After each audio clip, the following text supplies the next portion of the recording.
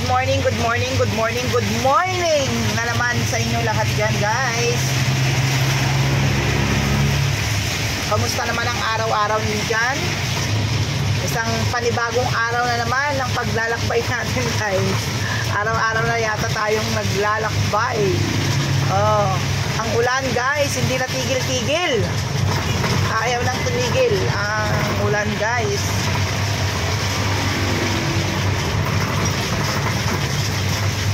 Diba? Okay, so keep safe everyone. Madulas ang daan. Huwag lang masyadong magpatakbo ng yung mga sasakyan, guys. Tingnan ninyo, talagang basang-basa na naman ang daan.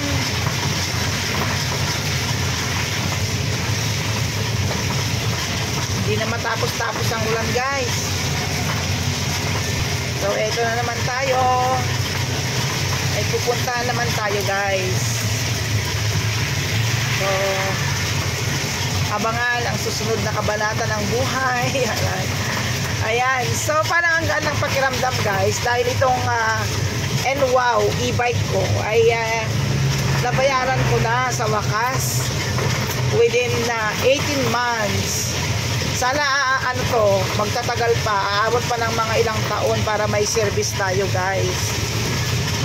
Di sa next month wala na akong babayaran, wala na akong problemahin, wala nang sakit ng ulo. Ang hirap ng pera, guys. Sana gumagaan-gaan na rin na ang natin, ang financial stability natin, guys. Sana na rin gumagaan-gaan na rin. Naku po, ang daming mga pinaggagastuhan. O diba? Kayo, wala ba kayong mga pinaggagastuhan, guys? Swerte kayo pag financially stable kayo.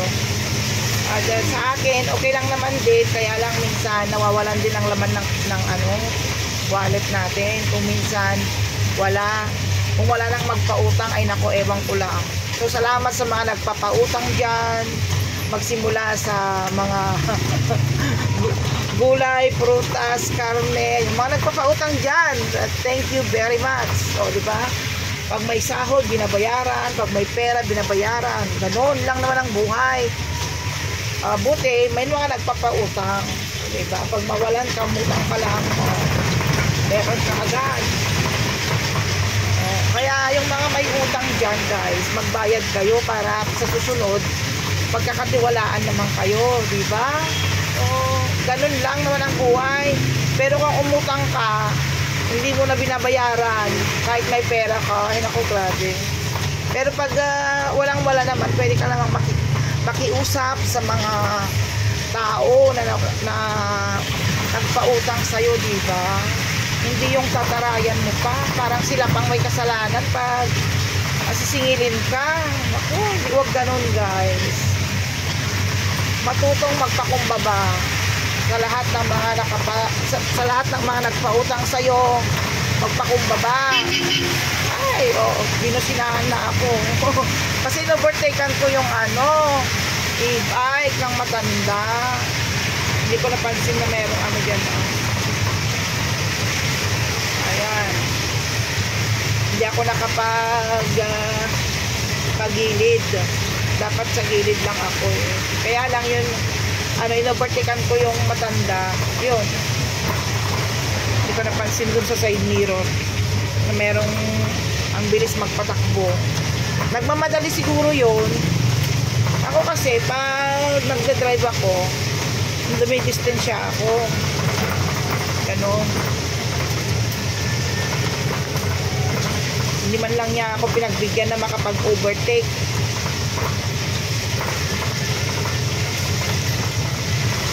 Anyway, okay lang na yan, guys. Ganyan talagang buhay.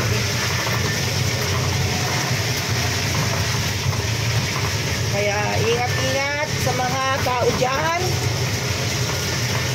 sa mga daan, mga tao talaga. Siyempre mag-ingat din tayo sa mga tao na nakakasalamuhan natin sa araw-araw. Baka hindi natin sila kilala ang tunay nilang kulay. Jokes. Pakibagayan lang lahat ang mga taong nakakasalamuhan natin araw-araw. Dahil may mga taong fake, may mga taong tunay naman, tunay na nagmamalasakit, yung mga iba fake lang, hingiti-ngiti, pero sa loob-loob ay nako, ewan ko lang, may mga ganon. O, diba? So mag-ingat-ingat lang guys, mag-ingat sa mga tao nakakasalamuhan natin, at mag-ingat sa daan. Ingatan din ang sarili guys,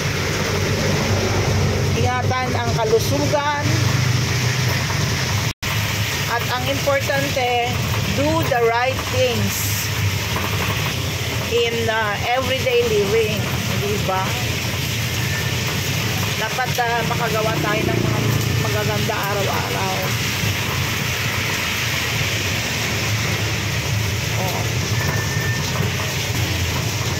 Wala na akong maisip na mga i-content guys, grabe.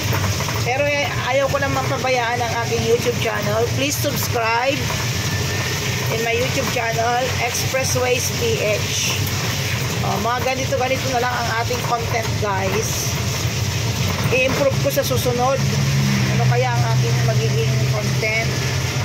Pero ganito kasi ang pinakamadali pag magbibiyahe lang or may pupuntahan ka. Ganito lang, hindi naman ako nahihirapan na mag-upload. Hindi ako mahirapang mag-edit, mag-video. Nako, kung pupunta ka pa sa ibang lugar para mag-video lang, hindi na. Ito, may purpose naman ang aking paglakad ngayon. So na ganito na lang, magba-vlog ako. Shout out sa aking mga supporters dyan. Mag-request nga kayo ng aking content, kahit mga topic, ganon. Para sa susunod, ay yun ang habang nagbibiyahe, yun ang i-discuss natin. Para nagdi-discuss na lang siguro ganon. Mga opinion, ganon lang. Ano sa tingin nyo guys? Ano kayang magandang natin, content natin? Bigay kayo ng topic guys. Magtanong nga kaya kayo. Kung mga gustong magtanong dyan tungkol sa buhay-buhay, tungkol sa kung ano-ano mang bagay, kung anong topic ang gusto nyong pag-usapan natin ngayon, ayan, mag-comment lang kayo dyan guys, at isya-shout out ko kayo sa susunod na aking vlog. Ayan, kasi ang gagawin ko na lang dito sa aking channel ay once a week na lang ako mag-upload ng long videos. At bihira lang akong mag-upload ng shirt. Mga shirts kasi pamparami lang ng views, pero walang walang revenue. Ang ano ko ngayon, ang target ko ngayon, yung magkaroon naman ng revenue ang aking YouTube channel. Yung ma-reach ko sana yung yung revenue threshold natin ng 1 month, pero mahirap, mga ilang buwan bago ko ma-reach yung $100. Ang grabe, diba? So twice a year lang akong nakakapagsako. Pero anyway, sisipagan ko ngayon, ewan ko lang, tignan ko lang, kasi ang tinatarget ko in every videos dapat merong 1,000 views, ganon. Dapat ganon ang video. Sa within a month, merong 1,000 views. Yun ang tinatarget ko ngayon. So, kaya nagpre-premiere din ako. Sumasali din ako sa mga group, GC na nagsusupport sa mga premiere, ganon. Ayan, may mga grupo din akong sinasalihan. So, everyday naman, may naidadagdag din, ganon. At sinashare ko ang aking mga videos sa lahat ng aking mga friends on Facebook. Pero alam mo, mga friends natin sa Facebook at saka yung mga relatives natin hindi nila pag-aaksayan ng oras kasi yung panonood dito sa aking vlog. Ang nag-aaksaya lang talaga yung mga kagrupo, mga nasa GC, kasi support kami. So, yun lang. Sila lang yung nag-a-accept talaga ng oras.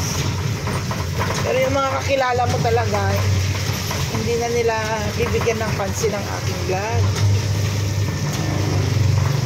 Siguro yung mga iba lang, meron din yung gusto nilang panuorin talaga dahil na-miss nila yung lugar, yon pinapanood nila. Lalo na yung mga nasa ibang bansa, ganon, pinagtitiisan din nilang panuorin. Mamimiss nila gaya nito, yung mga taga rito makikita nila yan na ganito na pala yung lugar na to, diba? May mga pinagbago na rin itong aking mga daan na pinagdadaanan, dinadaanan araw-araw. Ayan, so medyo humina na ang ulan, guys. Ayan, stop muna natin ang wiper natin. Medyo huminto na dito sa part na to. Bakit doon lang sa Burgos malakas yung ulan? Nakarating na ako dito sa Santa Maria. Ayan, tumigil naman na ang ulan. Pupunta pala ako, guys, sa Narvacan City. Sa Narvacan. Pupunta ako sa Narvacan.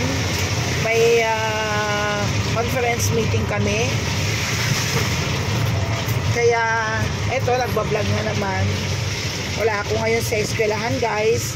May meeting kasi kami. So I hope na makarating ako doon ng on time. Ayan, mga 8 o'clock. 8 o'clock kasi yung nasa 7:30 kanina nung umalis ako. So mga 30 minutes kasi, ganun, mga 30 minutes na lakbay. Medyo mabagal naman kasi ang e-bike compare sa mga motor o kotse, ganun. So eto, abutin siguro tayo ng 30 minutes. So, mauna ka lang. Grabe ka naman na kikigtutan lakbay. Nagugulat ako pag gano'n na may bumubusina sa akin, guys.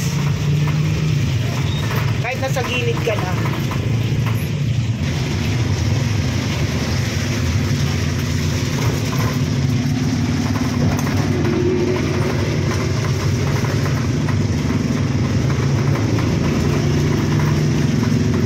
Diba?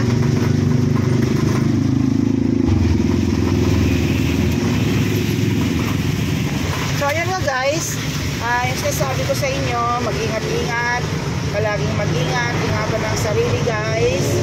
And siguro hanggang dito na lang ako, pagpapatuloy na lang natin mamaya kasi nagugulat ako sa mga sasakyan, guys. Nasa highway kasi tayo, so parang nagugulat talaga ako para may concentrate ko ng aking pagdadrive para mas mabilis na later ang aking pagtakbo. So thank you for watching. Bye bye, everyone.